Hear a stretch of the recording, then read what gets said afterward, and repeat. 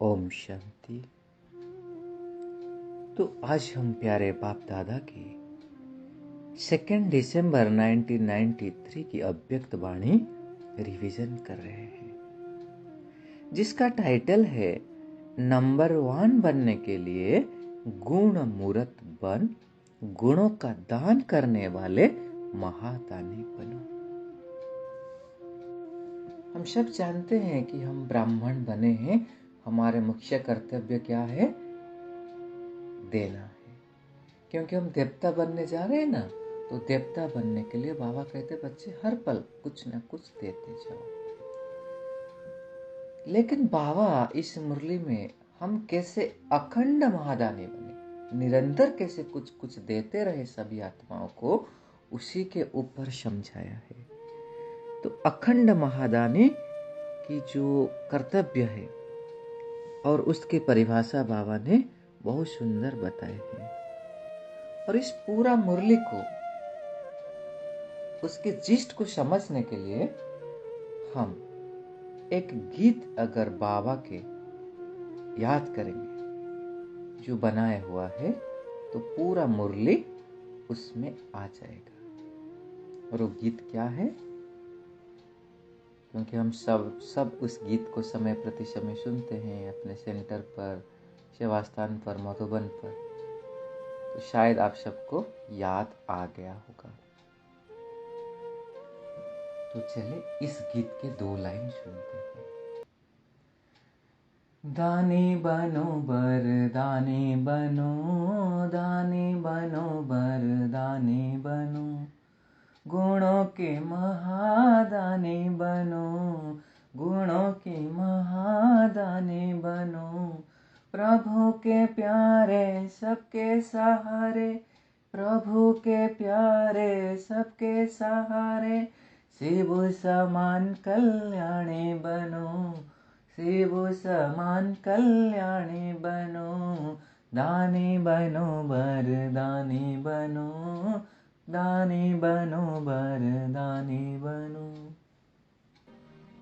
तो इस गीत को हम पूरा सब सुनना चाहिए और पूरा मुरली इसके ऊपर याद आ रहे। चले शुरुआत करते हैं। तो आज बाप दादा चारों ओर के विशेष बच्चों को देख रहे थे। कौन से विशेष बच्चों को देख रहे हैं? जो बच्चे अखुट ज्ञानी हैं, अटल स्वराज्य अधिकारी है, अखंड निर्विघ्न, अखंड योगी और अखंड महादानी, ऐसे कोटों में कोई कोई विशेष बच्चों को बाबा देख रहे हैं। इसमें बाबा अंडरलाइन ये कराए हैं कि ज्ञानी, योगी और महादानी तो हम सब बने हैं, लेकिन अखंड कोई कोई बने हैं। जो अखुट, अटल और अखंड, बाबा कहते ये तीनों जो बनते हैं ना, वो विजय माला के मणके बन जाते हैं। फिर बाबा ने कहा कि बाप दादा तो संगम युग पर सभी बच्चों को अखंड और अटल भाव का वरदान दे दिया, लेकिन वरदान को जीवन में धारण करने में नंबरवार बन गए। फिर बाबा कह रहे नंबर 1 बनने के लिए सहज विधि क्या है? अखंड महादानी। और अखंड महादानी के परिभाषा बाबा कह रहे हैं, अखंड महादानी अर्थात निरंतर सहज सेवाधारी। क्योंकि जब सहज होता है ना, तो वो निरंतर हो जाता है। अगर हम सहज है, नेचुरल हो जाएगा, तो निरंतर हो जाएगा। तो हम सब दाता के बच्चे हैं, सर्व खजानों से संपन्न श्रेष्ठ आत्मा है। तो संपन्नता की निशानी क्या है? अखंड महादानी। बाबा करे 1 सेकंड भी देने के बिना रह नहीं सकते। कितना इंपॉर्टेंट लाइन। फिर बाबा एग्जाम्पल दिए, देखिए बच्चे, द्वापर से तो बहुत दानी आत्माएं हैं, अनेक भक्त भी बने, लेकिन उनमें से जो बड़े ते बड़े दानी हैं, कितने बड़े दानी हैं, वो अखुट खजाने के दानी नहीं बन सकते हैं। वो जो खजाने वस्तु दान करते, वो सब विनाशी है। लेकिन हम सब श्रेष्ठ आत्माएं इस संगम पर अखुट और अखंड महादानी बनते हैं। तो बाबा नशा चढ़ा रहे और पूछ रहे, ऐसे महादानी हो? वह समय प्रमाण दानी हो। चेक करने के लिए बाबा कहे। फिर बाबा कह रहे अखंड महादानी जो होते हैं 3 प्रकार से दान करने में बिजी रहते हैं। तो पहला है मनसा द्वारा शक्तियों का दान, दूसरा है वाणी द्वारा ज्ञान का दान, और तीसरा है कर्मों द्वारा गुणों का दान। इन 3 प्रकार दान देने से सहज महादानी बन सकते हैं।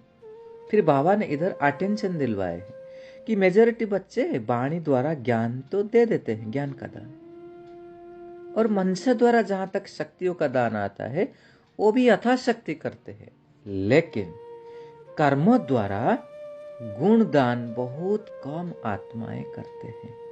और बाबा करे वर्तमान समय चाहे अज्ञानी आत्माएं हो चाहे ब्राह्मण आत्माएं हो, सभी को गुण दान की ही आवश्यकता है। इसलिए बाबा कहे इस गुण दान के ऊपर अभी अटेंशन दे करके इसको तीव्र बना। फिर बाबा एक बहुत सुंदर बात के बाबा कहते हैं बच्चे ये जो दिव्य गुण है ना ये तो प्रभु प्रसाद है, तो प्रसाद को हम क्या करते हैं, खूब बांटते हैं। बाबा लौकिक का एग्जाम्पल मतलब स्थूल का एग्जाम्पल दिए कि जब कोई हमसे मिलने आता है, सेंटर पे आता है, सेवा केंद्र पर आता है, तो हम उसको टोली खिलाते हैं ना, स्थूल टोली। ऐसे बाबा कह रहे 1-2 में गुणों की भी टोली खिलाओ। और बाबा कह रहे यह है सुंदर युक्ति जिससे जो हमारा लक्ष्य है ना फरिश्ता सो देवता बनना, वो सहज बन पाएंगे। तो बाबा इधर अंडरलाइन करा है, यह प्रैक्टिस निरंतर स्मृति में रखो कि मैं दाता का बच्चा अखंड महादानी आत्मा हूं। तो इस स्लोगन को ना हमारे मस्तक पर हम लिख देंगे कि मैं दाता का बच्चा अखंड महादानी आत्मा हूं। तो जब कोई भी आएगा उसको कुछ ना कुछ देते जाएंगे। फिर बाबा कहते कोई हो, चाहे अज्ञान हो चाहे ब्राह्मण आत्मा हो, सबको देना है। फिर बाबा कह रहे हम तो मान लो अज्ञान आत्मा को ज्ञान दे दिए, लेकिन ब्राह्मण आत्मा को कैसे देंगे? ब्राह्मणों को तो सब ज्ञान है, लेकिन बाबा के 2 प्रकार से दान दे सकते, बहुत इंपॉर्टेंट। फर्स्ट है जिसी आत्मा को जिसी शक्ति की आवश्यकता है उसी आत्मा को मनसा द्वारा अर्थात शुद्ध वृत्ति वाइब्रेशन द्वारा शक्तियों का दान अर्थात सहयोग दो। हम जानते हैं ब्राह्मण आत्माएं भी नंबरवार है, किसी को शक्तियों का आवश्यक है, तो उसी को जब हम दे सकते हैं अपने शुद्ध वाइब्रेशन द्वारा, मंशा शक्ति द्वारा, तो वो सहयोग देना ही एक दान है। और दूसरा दान क्या है? कर्म द्वारा सदा स्वयं जीवन में गुण मूर्त बन प्रत्यक्ष सैंपल बनकर औरों को सहज गुण धारण करने का सहयोग दो। इसको बाबा कहते हैं गुणों का दान। ये बहुत इंपॉर्टेंट है। इसके लिए पहले हमको क्या बनना पड़ेगा? गुण मूर्त बनना पड़ेगा, हमको सैंपल बनना पड़ेगा। फिर हम अपने गुणों द्वारा दूसरों को सहयोग दे, मतलब हमारे गुणों से हमारे कर्मों से दूसरे जब प्रभावित होकर के उनके जीवन में वो ग्रेस करे। हम देखते हैं ना, हम जैसे दादियों को, दीदियों को या वरिष्ठों को देखते हैं, उनके अंदर वो गुणों को देख के हमको कितना प्रेरणा आता है ना, ताकि हम हमारे कोई पुराने संस्कार के ऊपर विजय प्राप्त कर लेते, कोई नया नया गुण अपने अंदर धारण कर लेते। तो बाबा कहते हैं यह है गुणों का दान। क्योंकि दान का अर्थ क्या है? सहयोग देना। अगर हमारे कर्म को देख करके दूसरे का कोई पुराने संस्कार को बदलने में हम मदद कर लिए, या उसके अंदर कोई प्रॉब्लम को हम सॉल्व कर दिए, उसके अंदर उमंग उत्साह भर दिए, तो वो तो गुणों का दान हुआ ना। बाबा ने इधर एक पॉइंट अंडरलाइन किए कि आजकल ब्राह्मण आत्माएं भी सुनने के बजाय प्रत्यक्ष प्रमाण देखना चाहते, क्योंकि सभी को ज्ञान पता है। बच्चे प्रैक्टिकल में ब्राह्मण आत्माएं देखना चाहते हैं। फिर बाबा बच्चों की मेंटालिटी के बारे में बता रहे हैं कि कोई बच्चे सोचते हैं कि किसी को भी शक्ति धारण करने की या गुण धारण करने की जब शिक्षा देते हैं ना, क्या सोचते हैं कोई कि ऐसे धारणा मूर्त कौन बनाया? अक्सर कोई बना है क्या ऐसे? अगर उन्होंने देखना चाहते, सुनना नहीं चाहते हैं, क्या करे? हाँ, हमने सबको देख लिया, कौन बना है? कोई नहीं बनता है, सब कुछ चलता है। लेकिन बाबा कह रहे यह है अलबेलापन का बोल, यथार्थ नहीं है। अर्थार्थ क्या है? फलो ब्रह्मा बाप। जैसे ब्रह्मा बाप ने स्वयं सदा अपने को निमित्त एग्जाम्पल बनाया और सदा यह लक्ष्य लक्षण में लाया, ऐसे बाबा करे जो अटे सो अर्जुन, अर्थात वो अव्वल नंबर का, पहला नंबर का है। तो ऐसे हमको फॉलो फादर करना है। फिर बाबा करे जो नंबर 1 आत्मा है ना, उसकी निशानी क्या होगी कि हर श्रेष्ठ कार्य में मुझे निमित्त बन औरों को सिंपल करने के लिए सैंपल बनना है। ये उसकी निशानी होगी। ये नहीं करना है कि दूसरों को देखना, चाहे बड़ों को देखो, छोटे को देखो, अपने समान वालों को देखो और दूसरे को देख अगर हम बनने के लिए चाहेंगे, पहले वो बने फिर मैं बनूं, तो फिर बाबा कहते नंबर 1 कौन होगा? वो होगा या आप होगे? तो बाबा कहते स्वयं को ही अटेंशन दो और नंबर 1 आने की पुरुषार्थ करो। बाबा कहे जो अखंड महादानी आत्मा सदा अपने को हर सेकंड तीनों ही महादानों में से कोई ना कोई दान करने में बिजी रखता है। तो इसे हम अंडरलाइन करेंगे। जैसा समय वैसी सेवा में सदा लगा हुआ रहता है। मान लो हम गए कोई प्रोग्राम फंक्शन है, यज्ञ सेवा करे, सेंटर में सेवा करे, वो हो गया। लेकिन बाबा कहते हैं जब देख रहे संसार में कैसे विपत्ति पड़ रहे तो मनसा का दान देंगे। और हमारे प्रैक्टिकल जब कर्मयोगी बन करके कर्म करते दिन भर तो हम गुणों का दान देंगे। तो बाबा कहते हैं समय देख करके वो जरूर कुछ ना कुछ देते रहेंगे। तो फिर उनको व्यर्थ देखने की सुनने की फुर्सत ही नहीं मिलेगी।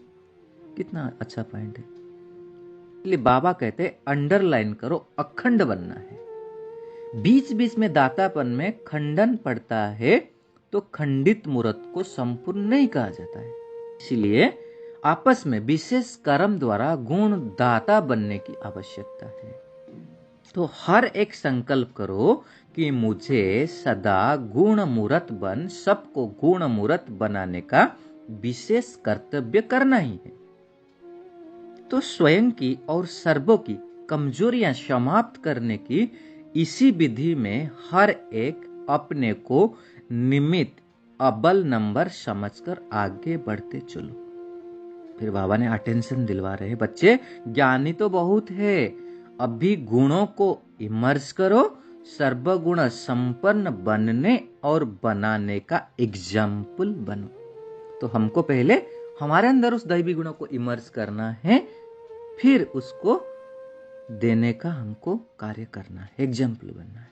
अच्छा, बाबा फिर याद प्यार दे रहे, सर्व अखंड योगी तु आत्माएं सर्व सदा गुण मूर्त आत्माओं को सर्व हर संकल्प हर सेकंड महादानी व महासहयोगी विशेष आत्माओं को सदा स्वयं को श्रेष्ठता में सैंपल बन सर्व आत्माओं को सिंपल सहज प्रेरणा देने वाले सदा स्वयं को निमित्त नंबर 1 समझ प्रत्यक्ष प्रमाण देने वाले बाप समान आत्माओं को बाप दादा का याद प्यार और नमस्ते। ऐसे बनाने वाले मीठे बाप दादा को हम बच्चों का याद प्यार और नमस्ते। अब देखेंगे जब बाबा ने इतना सारे टाइटल दिया याद प्यार में, हर एक वार्ड के पीछे क्या था? सर्व और सदा। तो बाबा को ये वार्ड ना बहुत पसंद है, क्योंकि बाबा हमको उसी स्वरूप में देखना चाहते हैं। तो हम भी कोई निरंतर महादानी बनने का संकल्प लेंगे और अपने ऊपर हर सेकंड में मतलब हर घंटे में 1-2 सेकंड रिफ्लेक्शन करेंगे, इस घंटे मैंने क्या दान किया। जा रहे हैं तो मनसा के दान दे सकते हैं, सबके लिए शुभ भावना शुभकामना करें। और जब किसी बोल रहे हैं उसी को उमंग उत्साह वाले बोल दे। ये अपने कर्म जब योगयुक्त होकर के कर्म भी करते हैं ना, हमारे कर्म से दूसरे को गुणों का दान ऑटोमेटिकली होता है। तो ऐसे आज हम प्रैक्टिस करेंगे। अच्छा जी, ओम शांति। शुक्रिया।